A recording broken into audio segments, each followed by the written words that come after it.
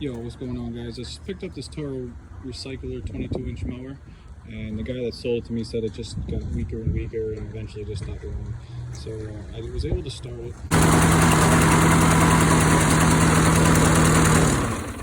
But as you can see, it does not sound too well and it's blowing some smoke. So the first thing I wanted to check was how much air it's getting. So I pulled the air filter off and I saw this. So probably not getting too much air, if that's what the air filter looks like. So let's see if I can start it again and see if it makes any difference. So I started it and it sounded really good, but it was still smoking. So when I checked the oil, I'm probably a half a quart high. So I want to drain that oil, get it down, and see if I can start it again.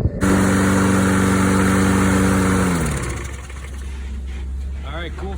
So that's what it was. Just lowered the oil level, took the air cleaner off and stopped smoking, started running good, and looks like another successful purchase. So I'm gonna clean this thing up, flip it, see what we can get for it. Thanks guys again for watching, and catch you guys next time.